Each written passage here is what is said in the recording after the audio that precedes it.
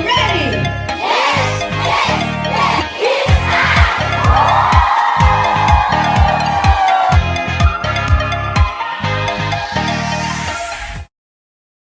My name is JJ. My name is JM. My name is Jack. My name is Jay. And my name is Jamie. And welcome to It's Time Financial House. So, are you ready?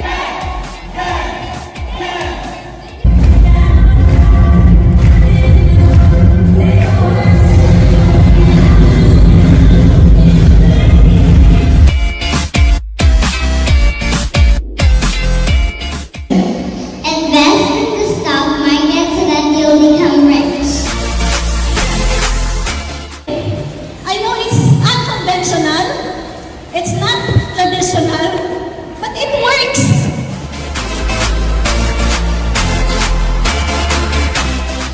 Plan, build, secure.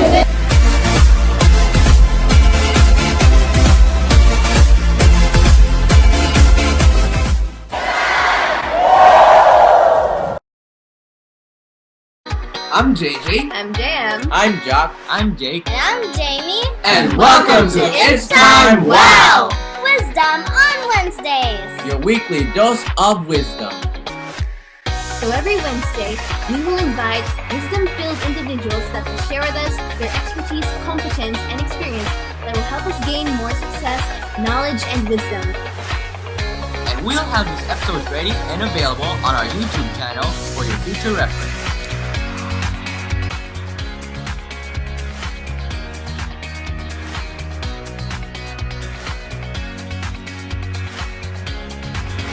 So get your fill of wisdom every Wednesday.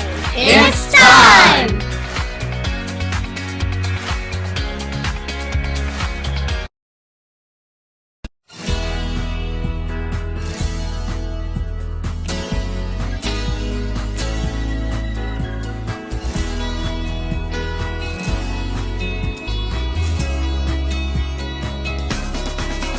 There's a secret to success. Everybody hopes to find. There's a key to the world, and it's mine, all mine. There's a world of opportunity filled with possibility and dreams that I'm gonna find. I got a millionaire mind. I say yes to success. I got a millionaire mind. I say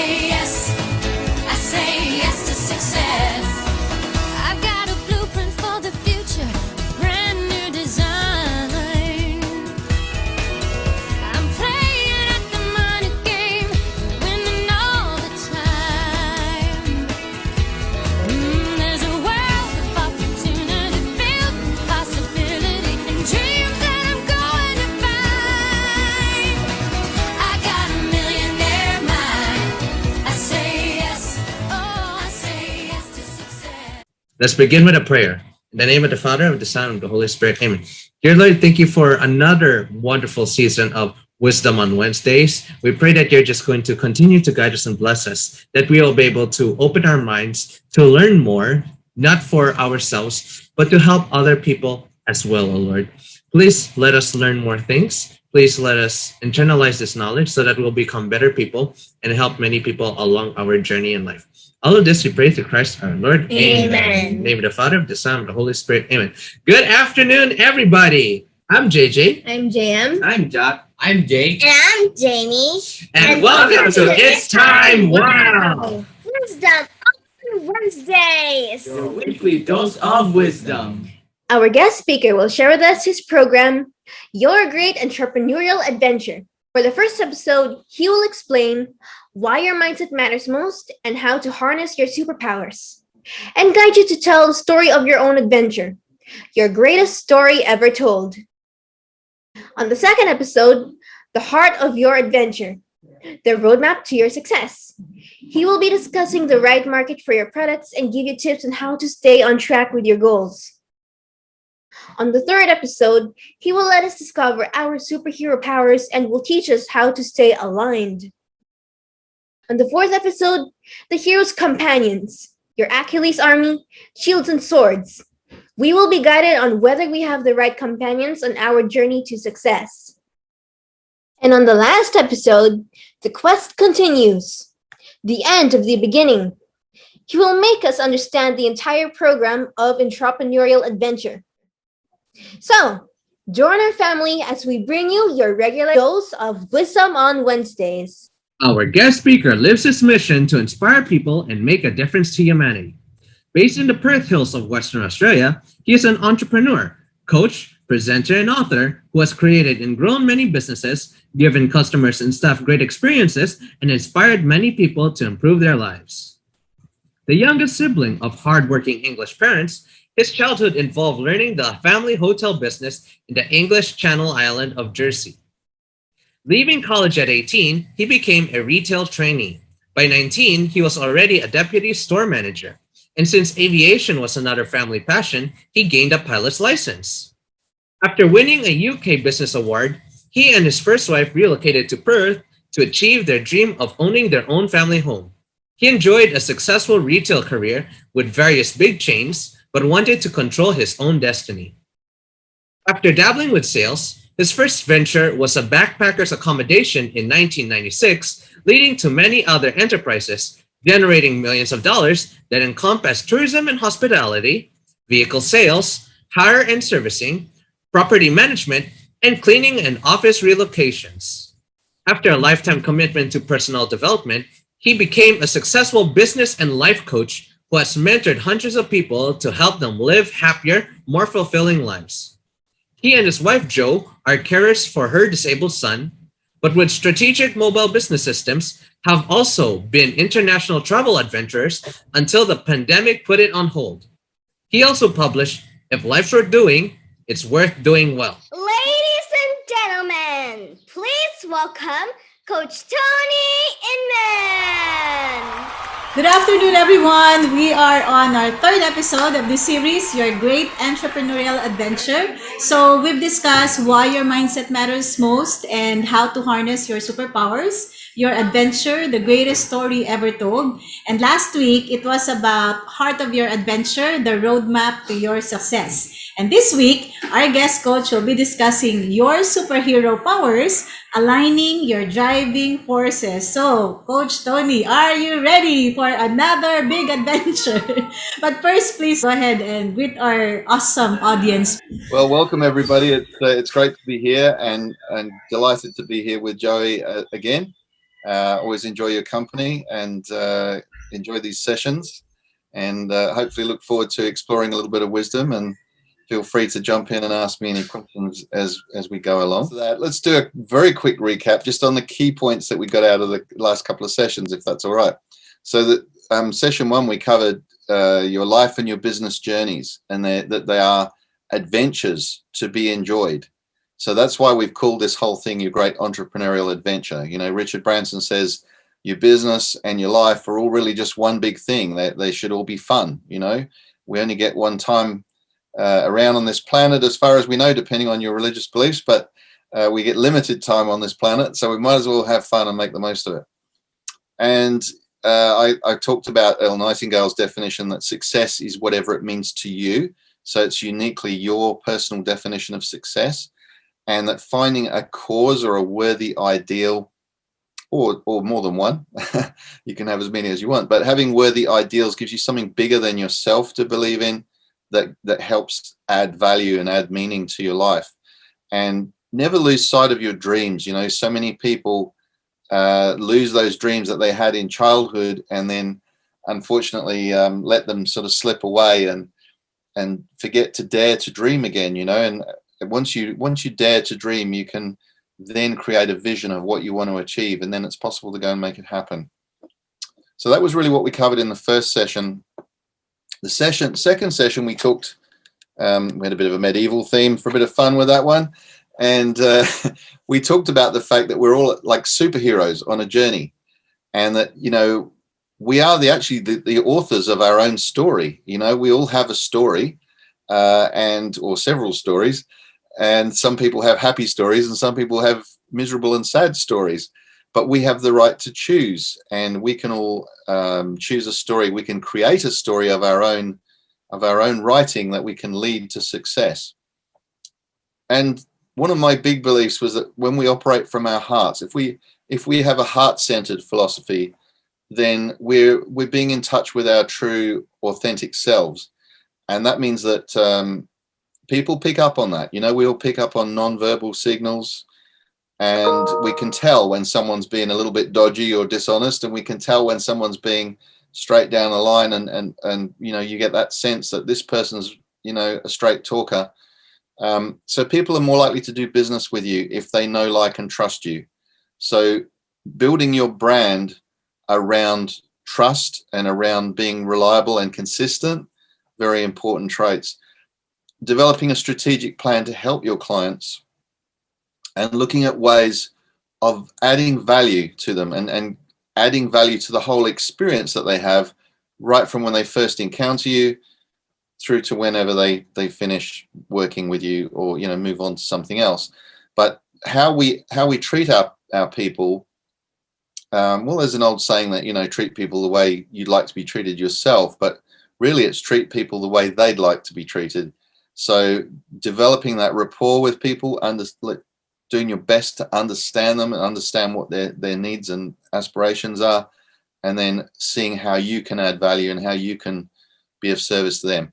Always looking for win-win outcomes. So those are sort of the key points that we've covered so far in those previous two sessions. Let me ask you, Coach Tony, why have you used the word superhero, and what are your powers? Well, I kind of like this theme of that we're on an adventure, and I suppose I've been probably watching too many action movies, like quite a few of us. We seem to be bombarded with them these days, and but the hero in these superhero movies, they always go through a journey, and they always have setbacks. They always have adversity that they have to deal with, and things they have to conquer. And they're usually fighting the forces of evil and so on. There's an inner child in all of us that wants to be somebody, wants to be important, wants to feel loved, special, needed. All those traits that we have as a child, we still have them as adults. It's just they're a little bit more suppressed, but they're all still there. We like to be liked by people generally. I know there's a few people around that are not so nice and don't really care. But if you can work with the same sort of traits as these superheroes that you see in the movies, then you're probably onto the right track. So let me just outline what I think are superpowers. So the first one is the power to determine your philosophy in life and business. Jim Rohn, one of my great superheroes, one of my mentors, I listen to a lot of his recordings, even though he's passed away now. One of the big things that he always starts with is your philosophy of life is what determines how you're going to go in life. Whether you're going to be broke and dependent on the system, or whether you're going to make something of yourself, or whether you're going to be of service to your community. It's all about your philosophy, the way you think. And so many people don't take the time to stop and think. And yet you actually are the only person who can determine your attitude. We all have good days and bad days. There's no doubt about that. We're all human, so we can't be on a high all the time.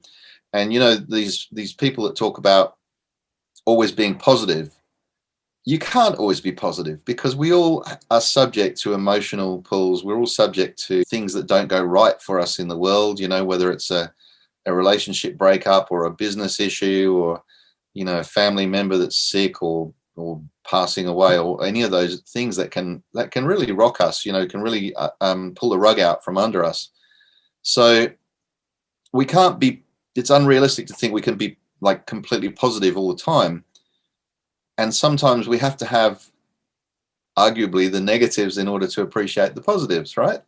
So, but you can determine your attitude. You may not always be able to determine what happens to you, in the sense that there are always external forces beyond your control. If you're walking down the street and a fridge falls out of an upstairs window and lands on your head, you can't control that.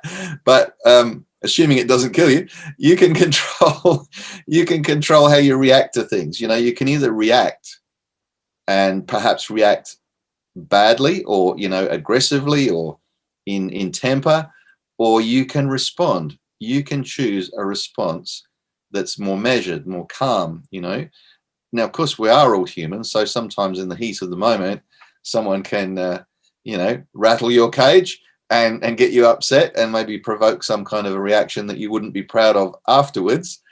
But the more we practice responding rather than reacting, the better we become at that.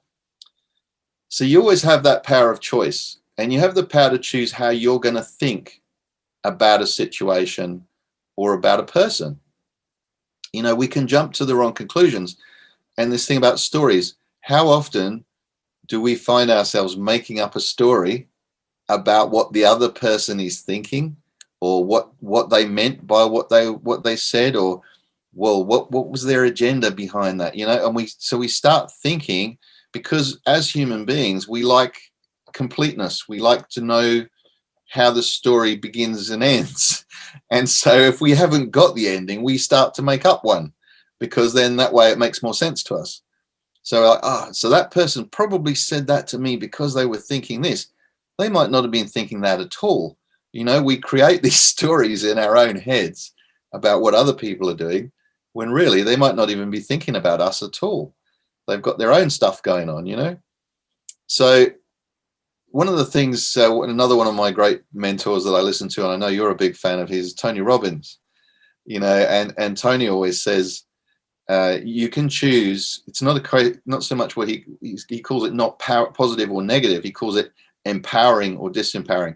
You can either choose thoughts that empower you to be better equipped to move forwards in a more constructive way, or you can choose thoughts that are actually self-sabotaging or disempowering you.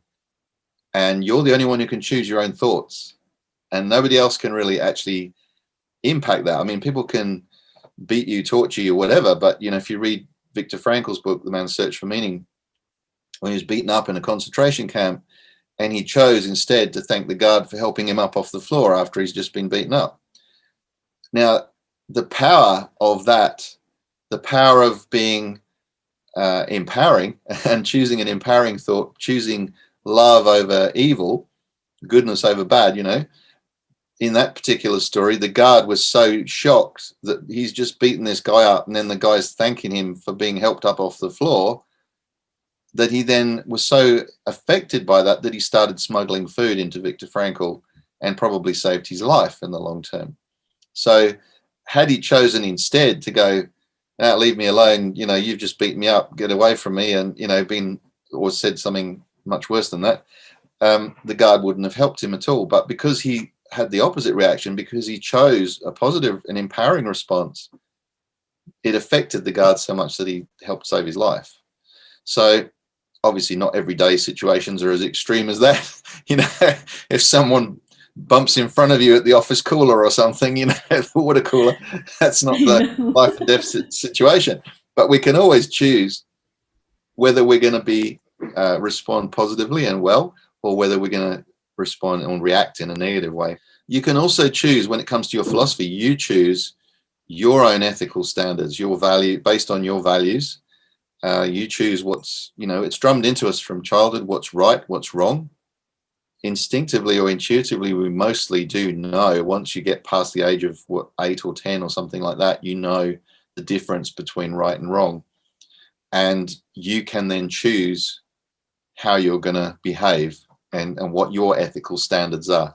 And if you can be consistent with that and stick to your ethical standards, then you begin to build a reputation, you build trust with people, and they know that you, what's that old saying? If you don't stand for something, you'll fall for anything. So being a person who stands for things and has values and has ethical standards is all about building your brand. And in business, that's very important. So that's the first one, is about philosophy. The second one I've called as a superpower. What is another strong power that you have is your power to decide your own spiritual perspectives. unless you're brought up in an environment where you are forced to believe a certain religion or act in a certain way. Certainly in our Western world, we have the power of choice. We can choose whatever religion we want to follow or whatever spiritual beliefs we want to hold. And therefore, that shapes how we filter our experiences in life. If we have the general viewpoint that mostly people are good and mostly if you behave well towards people, generally they will behave well back towards you. So if you trust people, if you give people, I like to say, give people something to live up to rather than finding fault with people all the time. If you can try to give them the benefit of the doubt, to not assume that they, like when you're the boss, let's say, for instance, and I used to say this about my own staff, your staff don't come in the morning and go, I'm going to go to work today and see what I can stuff up. They don't go, I'm going to go in and make a complete mess of everything. People don't do that. People go into work thinking, I'm going to do the best job I can today. Now, they're human, so of course they make mistakes. But do we jump on people for every mistake? One of my bosses in my early days used to say, always try to catch people doing things right and comment on it, or congratulate them for it. Because the more we can encourage people, the more we give them something to live up to. Instead of, like, there's enough negativity in the world pulling people down all the time. We don't need to add to that. If we can give saying people encouragement, we can help them to become better versions of themselves, because then they'll want to please you. They'll want to do a better job. So that's always been one of my philosophies. Another one I'd call a superpower is you have the power to develop your own character. So, okay, what do we mean by that? Well, you have a code of conduct of how you want to run your life and how you want to run your business based on your value system, probably what's started out as what's been embedded into you by your parents, hopefully, and then perhaps by teachers or mentors that you've had as you're growing up through your developmental years. But, we should never use, we should never allow bad experiences and I know it's easy to say, but to the extent that we can, we shouldn't allow a bad childhood situation or a bad upbringing to shape the rest of our life. We shouldn't let it define us. And I know it's easy to say that if you've had a tough upbringing, and I'm sure there's people who would listen to this who would say, well, that's a load of rubbish because you don't know what I went through. And of course, some people do go through some horrific situations.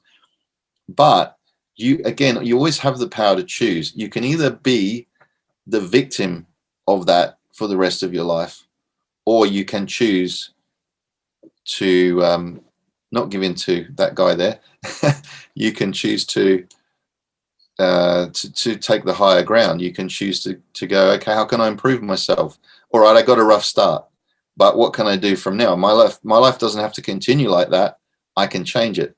Yeah, I agree. We can use our past either as a lesson to have a better life or as an excuse to living a mediocre life. This actually reminds me of one of the local politicians here in the country. He was born and raised in an environment of extreme poverty, and most of his peers turned to drugs and didn't have a good life, but he used these experiences, the same experiences, as his fuel to achieve great things for not just himself, his family, but also for his community. He's now the mayor of Manila, Isko Moreno. So yeah, it's up to us which way we want to go. But I think honesty and integrity is a key component if you want to be successful in business. Treat people with honesty and with integrity, and it will come back to you multiple times, I think. If you treat people with respect and always try to look at things from the other person's perspective, and then, be compassionate for because you don't know what people are going through. We none of us know. We can easily judge people, it's so easy to be judgmental. But if we give them the benefit of the doubt, maybe they're struggling with something we don't know that they're dealing with. They might have a sick partner, or their dog's just died, or their any number of things that could have come up. We don't know what they're dealing with. So especially if someone's normally quite good and then they're having a bad time, maybe just cut them some slack. I think in business too, it's important to be courageous. I think you've got to be bold, and go for it, not being a risk taker and just playing the safe road all the time it'll keep you safe, but you'll never really get anywhere in the long run. So I believe that courage is something that you build over time. When you step outside your comfort zone, particularly, then the more times you do that, the easier it becomes. You never know when you do something where you step outside your comfort zone that it's going to have a knock-on effect and inspire other people or encourage other people, or that they could get a result out of it in some way. And in this humility, there's another good one to lead on to is, nobody likes a big head. Nobody likes somebody who's too full of themselves, So no matter how good you think you are, there's always people that are better than you at whatever it is. So don't get too big for your boots. Always retain that sense of everyone starts at a different level and everyone grows at different stages and progresses at a different speed. So just be mindful of that, I think. And guitar is a great reminder of that. Just if you start getting a bit cocky and thinking, I'm quite good at this guitar, and then somebody else comes in that just blows you out of the water and you think, I know nothing. But then you see somebody else picking up a guitar for the first time and making a horrible noise with it, and you go, oh, actually, I've come quite a long way, haven't I? Yeah, true. Well, you're always, we shouldn't really compare ourselves with others. It's a human trait, though, that we all do. So, but just keep that sense of humility, keep yourself grounded. And a sense of humor, very, very important. That's one of those things, everyone thinks they've got a sense of humor. You ever go on a dating website, everyone's got a sense of humor. In fact, that's how I met my wife, was on a dating website. There you go. And that's now 14 years ago. You just, everyone's got different levels of sense of humor or different styles of humor. So be careful with that one. But I think what I mean by that one is that the ability to laugh at adversity, and to laugh at yourself when you do something stupid or you mess up and just go, oh, what an idiot, okay, I'll learn from that. But, wasn't that funny? If you can laugh at yourself, it diffuses the situation a lot, instead of trying to defend why you did what you did, or, getting all defensive about it. Just have a good laugh and go, yeah, I stuffed up. Well, we all stuff up. Let's move on. I think the ability to inspire people and to influence people and lead people it's definitely something that you develop over time. Well, there's that age-old argument: are leaders born or bred or developed, through their life experience, their environment? But whichever you believe, you still can improve your leadership skills. And I think if you want the people around you to be better, start with yourself. Start with being the best version of yourself that you can be, as consistently as you can be. And that example will flow on to the people around you. And the other one there I've put is a sense of balance and inner peace. I've been guilty at some stages in my life of being a workaholic, and like just working ridiculous hours to get things done. And I think it's very important that we remember that, a job is just a job. At the end of the day, it's a means to earn money, but your family, your friends are really the most important things that we have, and obviously our health as well. And if you neglect those things, you neglect them at your peril, because you'll lose friends, or you'll lose family members, or the worst, you'll lose your health, and that could be quite disastrous. The power of gratitude. I think if you can develop an attitude of gratitude, it makes a huge difference on your success journey. And why I believe that is that it's so easy to focus on what you don't have, or what's not going well, or what could be going better. But if you just pause for a moment and you go, okay, that didn't go to plan, or I've had this problem. But hey, look at all the good things I've got in my life. Look at all the things I have to be thankful for.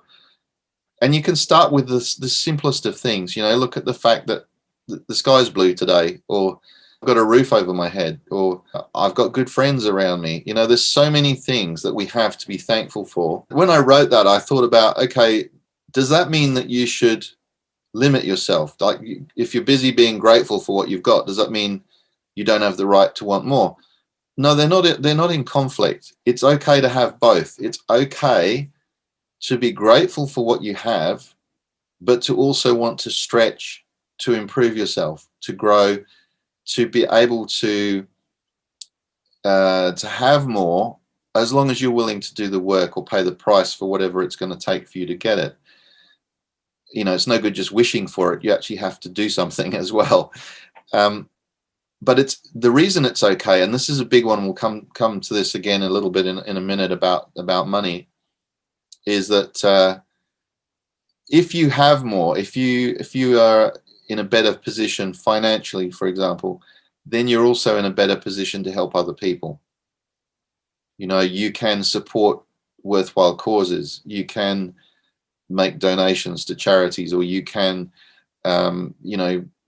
even buy someone a cup of coffee if you can afford to. Just even the little things can make a big difference to somebody else. And sometimes we don't know how big a difference that can make. One little act of generosity or kindness can make a huge difference to other people. Yeah, that's true. Actually, another coincidence, this evening when we had our mastermind with Coach Winnie, my husband actually shared about that. That's what I also teach my team, Canada Geese. We actually have this gratitude journal where we share what we're grateful for every day. And I also agree that being grateful doesn't mean not wanting more. Because in our family, we've experienced a time when we didn't have enough cash, yet we were still able to donate and contribute because we had other resources to share, like time, knowledge, effort, talents. And then when finally we had more money, we were able to do so much more. So that's why I encourage my team to earn more, because if the earnings are just enough for themselves, they won't be able to give to others who are also in need. Actually, we learned this from one of our mentors and close friend, Brother Bo Sanchez, who said that the purpose of wealth is to love others. And I also believe that money is just a tool, and it's neutral. It's neither good nor bad. So if it falls into the hands of a good person, it'll be used for good, for sure. Absolutely. And like I said, you never know when that act of kindness or something is going to change somebody's life. It might be an inconsequential, seemingly inconsequential gesture to you, but it could be a huge thing for them. I read somewhere that with homeless people, for instance, one of the things that they struggle the most with is not the poverty. It's not being broke and cold and hungry. It's being ignored. So when somebody actually takes the time to have a chat with them and treat them like a human being, and then maybe buy them a coffee or something simple like that, that makes a huge difference to their week, their month, their year even. And yet it's no big thing for us to do it. So very powerful stuff. That it is a power that we have, is the ability to accumulate assets, whether it's property or shares or money. And yet so many people have issues around money, and I went to a seminar once where one of the speakers was talking about this, and he actually used this example. He said, if money was your girlfriend, would she actually still want to go out with you?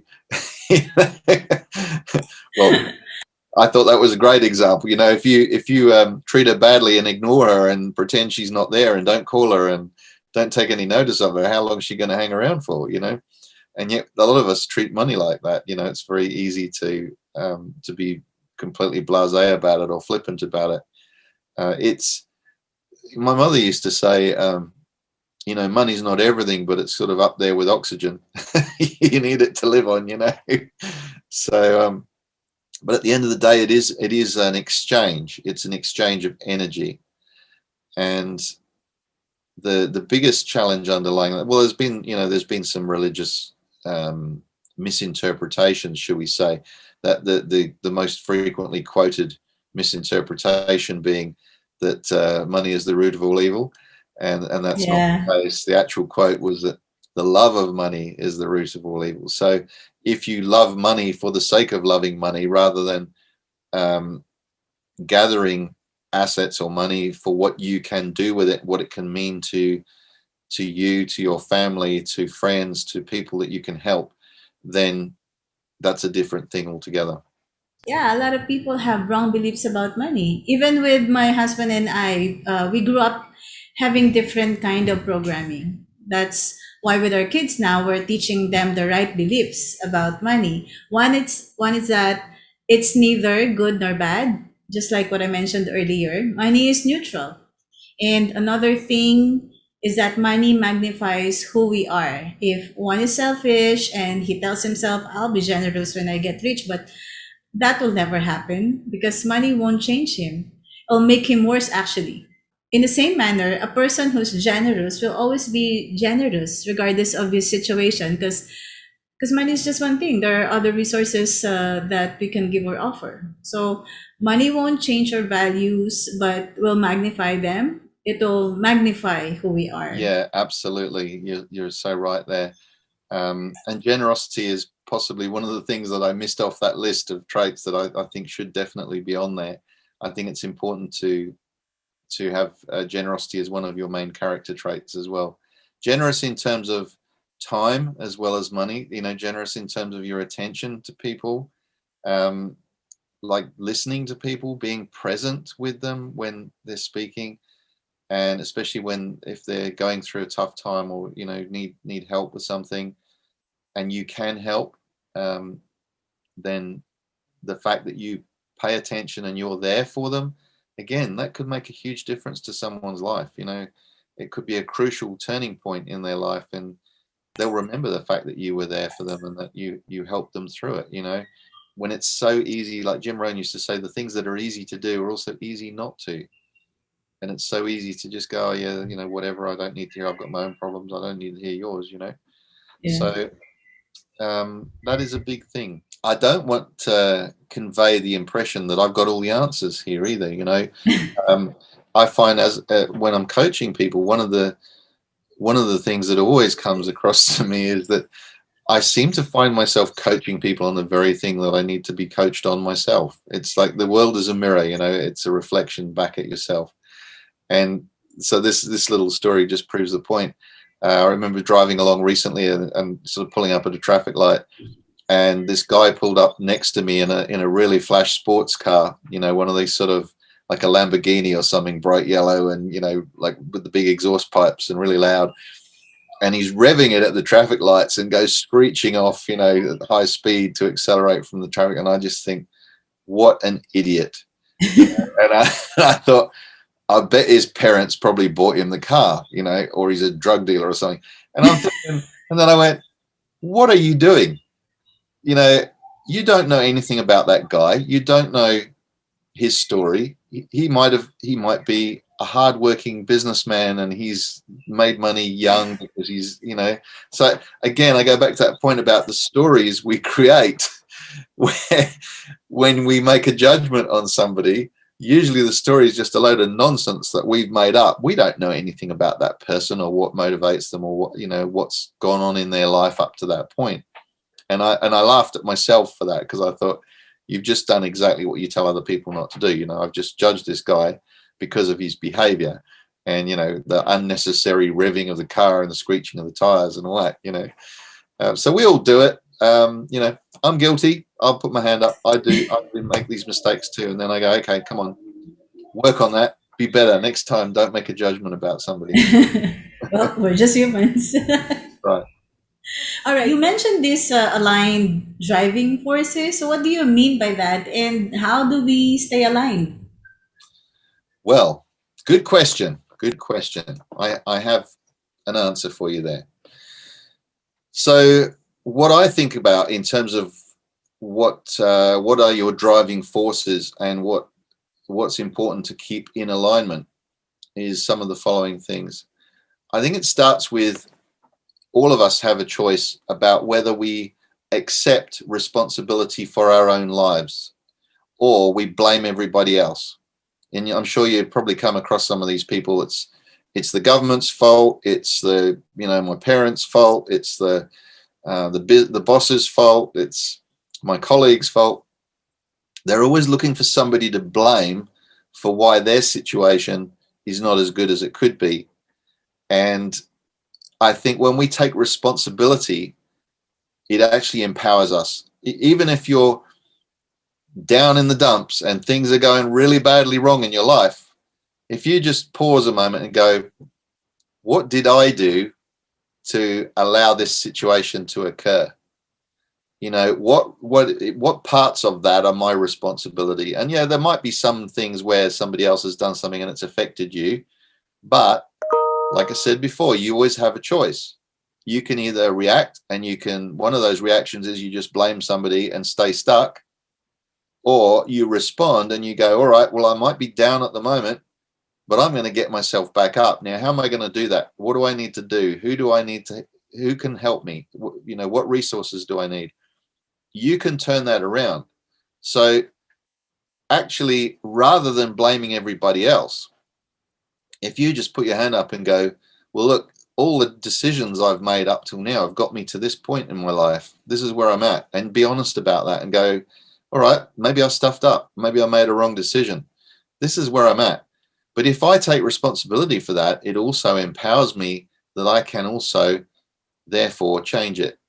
If I got myself into it, I can get myself out of it. So that's a big thing, I think, is that when you have an attitude of, I get to choose my own destiny. I'm responsible. It's up to me. That old saying, if it is to be, it's up to me. So what am I going to do? Am I going to stay stuck, or am I going to move forward and try and do something about it? All right, let's get going. What do we need to do? That immediately gives you the get up and go to start making it happen. And so you're inspiring yourself. That's the next thing. Do you inspire yourself, or do you wait for somebody else to inspire you to come along and go, come on, you can do this? Taking personal responsibility means you do inspire yourself. And then you also look for, who's a good role model? Who else around me do I know that is a source of inspiration? Who's gone and done what it is that I want to do? And how did they do it?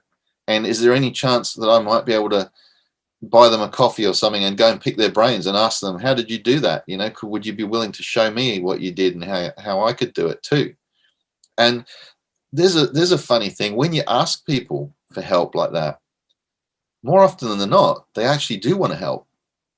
It's easy to assume that people, oh, look, he's rich. Why would he want to bother trying to show me how to make some money? Because he's already rich. He doesn't need to waste his time showing me. But very often, when you actually just take that step of asking someone, they're willing to share what they know. They're willing to even help you in ways you might not have even imagined. Or they'll introduce you to someone who can help you. Or they'll give you a lead to something, that's going to take you to that next level. When you take it upon yourself to take responsibility and to do something about it, then it's like the universe rewards you tenfold, because it knows I'm getting a bit spiritual and philosophical here, but it knows that you're making an effort to help yourself, so therefore you'll get the help that you're asking for. But if you stay stuck, why would you bother helping someone that doesn't want to help themselves? So your ability to motivate yourself is a big thing. That's part of your driving force. And there's two things I've mentioned here. Your willingness to adopt these principles. Kaizen is one that probably a lot of people may not have heard of. It's the Japanese philosophy. After the Second World War, when Japan had been heavily bombed, and with the atom bombs, and having lost the war, their economy was in a complete shambles, and there was a lot of devastation and poverty and so on. And an American industrialist called Deming went over there and sort of helped rebuild the Japanese industrial system and taught them the principle of constantly looking for ways of improving things. So And then can I is one that I'm sure you're familiar with. It's our friend Tony Robbins again. He calls it constant and never-ending improvement. So when you have a philosophy of trying to be a little bit better every day in every way, it's better to do that, because small improvements add up over time. If you focus on one thing and you go, how can I be 100% better at that? Meanwhile, you're not getting any better at all the other things. But if you can be 1% better at 100 things, then you're going to suddenly see, it'd be like a J curve. Generally when you start in business, you see you're working away and you don't see any growth or anything happening. And you're working, and it's just this curve, like this constant line. And then all of a sudden things take off, and then you get momentum, and then it accelerates. So they call it the J curve, the J curve of growth. Probably do that the other way, because I'm looking at you on the other side. You're a mirror image, aren't you? So, success doesn't just go like a diagonal line upwards. You do a lot of work where you don't feel like you're really getting anywhere, and then all of a sudden the results of that work you've been doing for the last few months or few years sometimes suddenly pays off. Right. It reminds me of these memes where people see the tip of the iceberg, which is success, but they don't see what's underneath, which are the sacrifices done along the way. Like when people ask, how to be you? And I'm thinking, would you be willing to do the same sacrifices that I do? Would you be willing to give up your television? And instead of watching soap operas and the news, you'd instead be watching self-help videos or read a book? And would you be willing to invest in yourself by attending seminars or join masterminds like this one, or just be silent and meditate instead of being busy all the time? So if we want to copy the success of others, then we should also be willing to do the necessary sacrifices that brought them there. I was actually listening to a recording in the car yesterday, because my car is my mobile library. I listen wherever I'm driving. I'm listening to audio tapes as well. And I've got a cleaning business, and sometimes I'm doing some cleaning work, and I've always got the earphones in and I'm listening, because I feel, multiply. What do you call it? So multitasking. So yeah, while you're working, I'm learning as well. I'm doing something menial, but the good stuff's going in as well. Right. And I was listening to this recording, and it was talking about John Wayne, the actor. And so John Wayne had this career where he was in all these gung-ho movies, the action hero and all this for years. And they were blockbuster movies in their day. And yet he got nominated for things and never won any award, never won an Oscar, until about 40 years into his career, at the tail end of his career, he took on the role of Rooster Cogburn, the marshal in the movie True Grit. And so he was an elderly man by then, but he did such a great performance in it that he finally won his Oscar.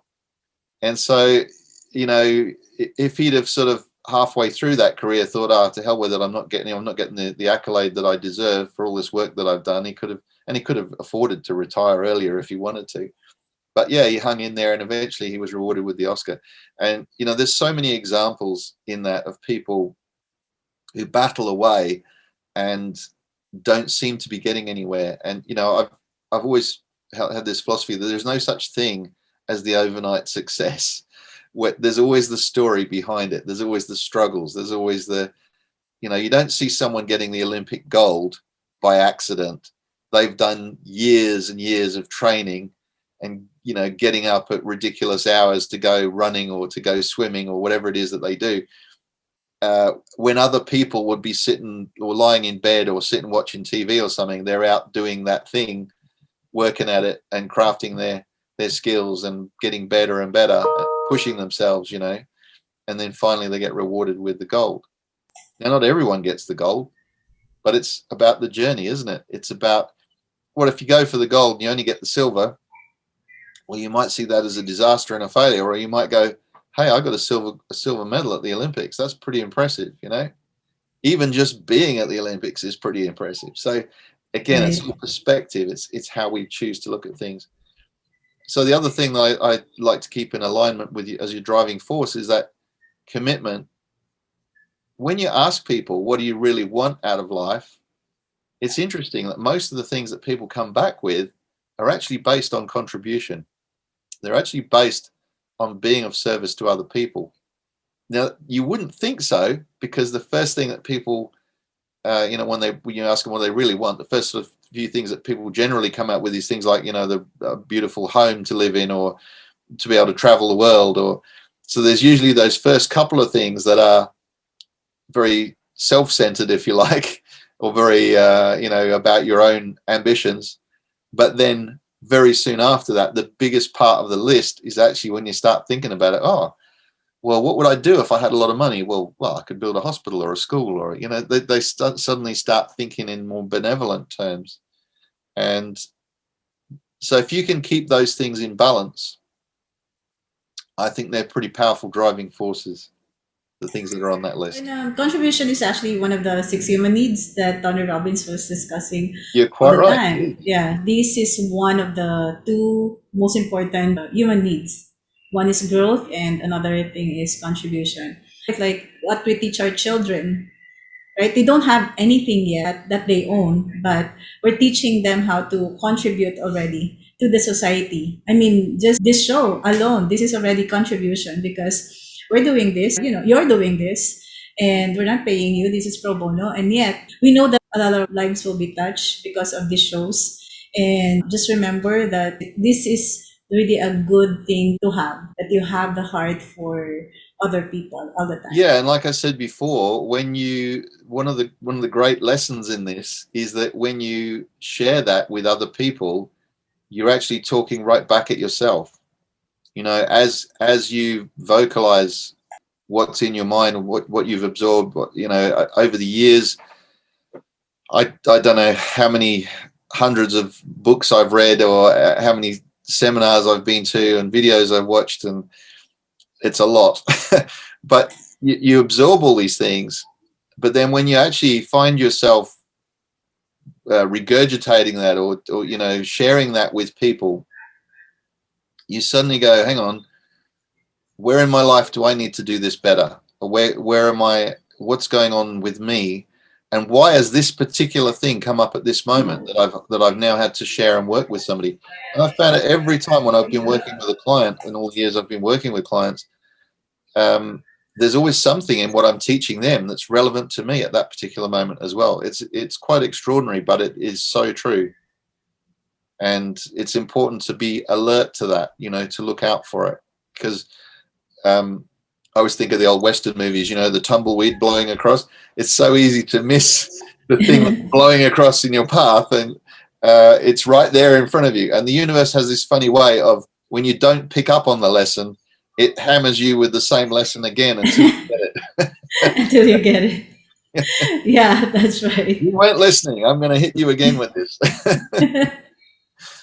Then you take notice, and then you do something about it. Okay. If we are superheroes, like Superman has his biggest weakness is kryptonite. So what would be our biggest challenge here? Well, this is just my opinion, but I think the thing that's our biggest strength is often our biggest weakness. So, if you are very good at something, or you think you are, that can all, like, say for instance, you're very good at reacting quickly and doing things, or responding quickly, making quick decisions, and moving forwards fast, right?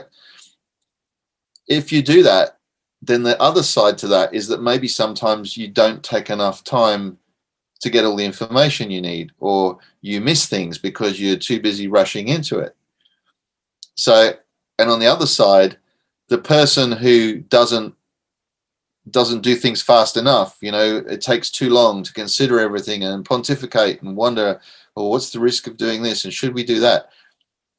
The other side to that is that, well, it's a strength that they consider everything and they take all the information in, and that they make a good decision based on all the information, but maybe they're too slow and they miss the opportunity.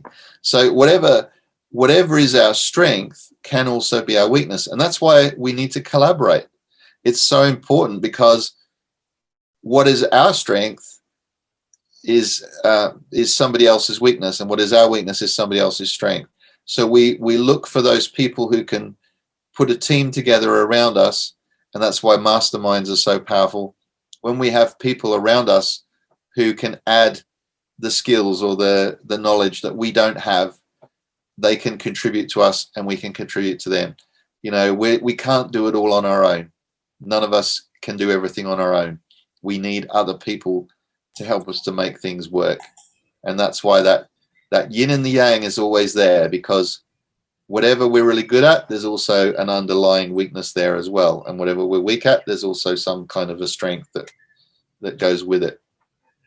Does that make sense? Yeah, of course. Are there any tools we can use to help us stay aligned?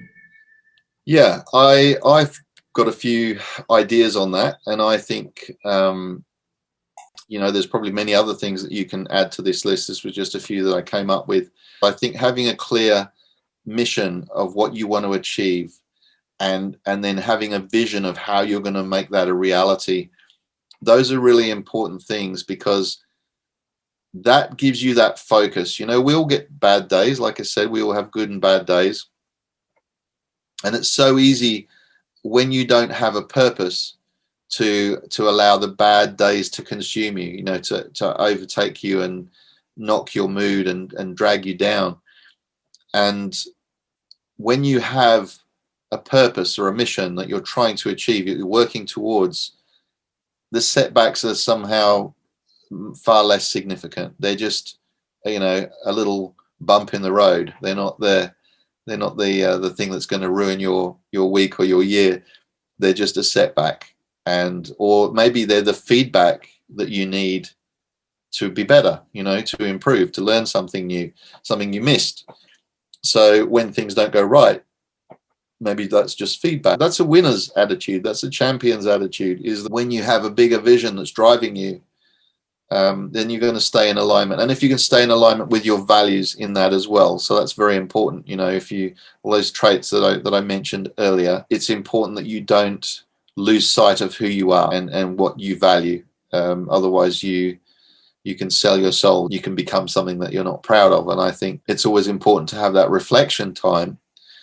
And Tony Robbins, again, he talked about having an hour of power. Actually, our family started our own version of Hour of Power. We call it JAR, JMJ Family Hour of Power. We incorporated all the things we've learned in this journey to self-growth, like emotional freedom technique, Ho'oponopono, neurolinguistic programming, Tony Robbins priming, meditation, and we end with a 3-mile walk exercise here in the comforts of our own home. So I encourage everyone to start their own Hour of Power too. If you're a morning person or a night person, you do whatever suits you at your time. But do one of them, one or the other, or if it's a midday thing, do it. But make sure you allow some time for you to just think and reflect. What's going well in your life? What could be going better? What do I feel about what's going on in my life? What do I think about it? How could I be a better version of myself? Stopping to ask yourself those questions is incredibly powerful, because you know what? Something like 95, I'm making up a statistic now, I'll just confess that. You know that 67.3% of statistics are made up on the spot. So 95% of people do not stop and think, and they don't make time to reflect on things. We just are so busy getting up, going to work, getting in the traffic, in the rush hour traffic, doing the job, coming home, collapsing in front of the TV, maybe grabbing some dinner, and that kind of routine. Right. Is what, if you don't break away from that and go, hang on, what's really important? What do I want to achieve this year? And working on your relationship too. That's why so many marriages go down the gurgler, because do you stop and spend time with your partner? Do you spend time with your children? Do you make enough time for your friends? If your friend's got a problem, do you call them up, see how they're going, or do you return their phone calls or whatever? These are all things that all add up, and they add up to making who we are as a character. And for me, one of the keys to that is journaling. And I know, I'll confess, I don't journal every day. I do my best to, but there are times when life gets in the way and I don't. But what I learned a while ago was You know what happens with New Year's resolutions? People are great at coming up with a New Year's resolution, right? I'm Yes. going to do this, and I'm going to write a journal every day. And by day 6, let's say, something happens and the journal doesn't get written. And day 7, something else happens and it doesn't get written. And after a couple of days of not writing, they go, "Oh, I can't do this. It's too hard. I'll give up." So they give up. What I've learned is it doesn't matter if you miss a few days, even a few weeks, even if you missed a month. Start again, because what I do is I go, look, I haven't written anything this last week, so a quick summary of what happened in this last week. But Jim Rohn said, extract the value out of every day as much as you can. So if you can do this before you go to bed at night, sit there and ask yourself, what did I learn today? What came up in my life today that was of value to me? What lessons were there? What could I have done better? How did I handle that situation? And it's funny when you start doing that, the little things that you notice, and because that then flows on during your day, you're picking up more of those things as well. There's one recently where I went into the service station and I went to pay for my petrol. And I was preoccupied. I was thinking about the job I had to do and where I was going next and what was going on. And I came out of the shop and I thought, I didn't really make eye contact with that person that just served me behind the counter. And it really annoyed me, that, because that's one of the things I like to do. I like to acknowledge people. I like to be friendly with people wherever I possibly can in my interactions with people through the day. And I know myself, because I've worked in retail, I've worked in hospitality. When somebody takes the time to acknowledge you and to have a little conversation with you, that's powerful. That's so much more empowering for both parties than it is when you have somebody who walks in, doesn't even look at you, kind of throws the money at you and walks off again. And you're like, oh, bloody hell, what happened there? They're obviously in a grumpy mood or something. It's very often simply that people are preoccupied with all the stuff that they're dealing with, the life stuff that they've got going on. When we stop and we actually take the focus off all that, and we focus instead on the people we're encountering, the people we're having a relationship with, or we're just people that don't. That was something else I read. You can judge character by the way people treat other people that they have nothing to gain from. So, if you go into the supermarket and the girl on the checkout is serving you and you're rude to her because she's got nothing to offer you, you're not going to gain and not going to sell her anything, or you're not going to benefit from her in any way, so you're just rude to her. Well, that's not good, is it? That's not a good example of character. But if this girl has nothing that you benefit from, but you stop and go, oh, how are you going today? You're having a good day? Oh, I guess you're going to be pretty busy later on. It doesn't matter what the conversation is, but the fact that you've acknowledged her and you started a conversation. Do you know how many times I have an innocent, seemingly irrelevant conversation with somebody? I'm turning into my mother here.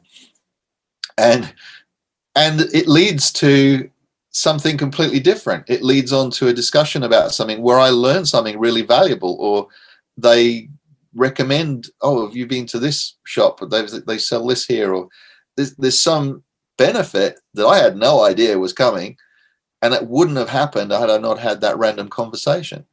So when you make that little bit of an effort to talk to people and be nice to people, be kind to people, again, it has a knock-on effect. You're spreading joy through the community.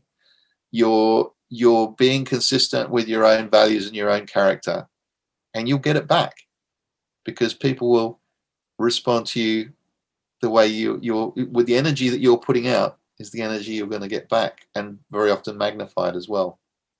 So if you're putting out bad energy, it's going to hit you back. If you're putting out good energy, you're going to be uplifted, and not only will you feel good, you'll spread goodwill throughout everyone you deal with. That's actually law of attraction. Our family has been practicing this for over 10 years now.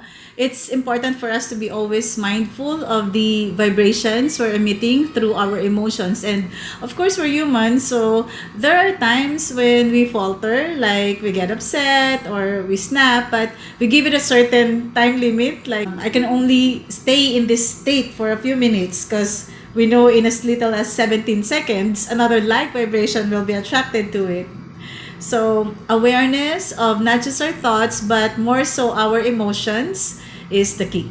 Yeah, and you can see that in what I've seen of your children, and I've obviously seen videos and so on, but they have that high energy that you have, and you can see that you're putting that value into them now as children. They're only going to grow from there. So I think that's fantastic. That's a great example to see and to experience. That's a lot of learning again from you, Coach Tony, and we're truly grateful that you have time to do this with us, and we're excited to learn more. Would you like to give a short preview of what to expect next week? Yeah, sure. Well, I've called the next session the Hero's Companion. So we're going to be talking a little bit about being honest with yourself, about knowing yourself, and about nurturing your vision and your belief in the tribe that you hang out with, the people that you support yourself with, and then how to leverage yourself and how to look for guides who can help you get to where you want to go. And then just touching a little bit on the distinction between productivity and activity. Yeah, really just looking for what are your strengths and what also could be your weaknesses, and how to recognize the difference between them and turn them to your advantage. Hey, we're excited. Okay, so would you like to say goodbye to our audience? Yeah. And I know you're going to have your 2-week adventure again. Thank you so much, Joey. Yeah, we're heading off to Brisbane to see family on the other side of Australia. So, but I will get in touch with you when we get back, and we'll continue on and look forward to catching up again. Thank you so much for the opportunity to share this with your people, and look forward to meeting some of them in due course. And hope all is well, and we all come through this this global pandemic well together, and we go back to whatever the new normal is going to be fairly soon. Stay safe and healthy, and catch you soon.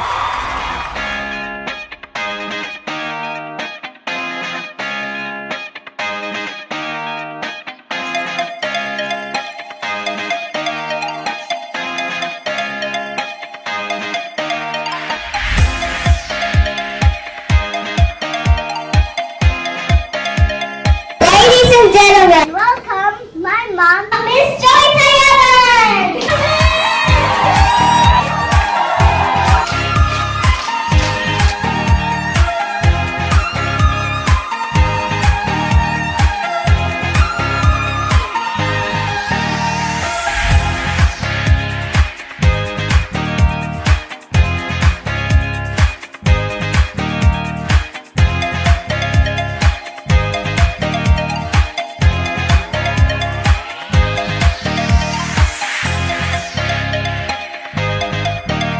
So, are you ready?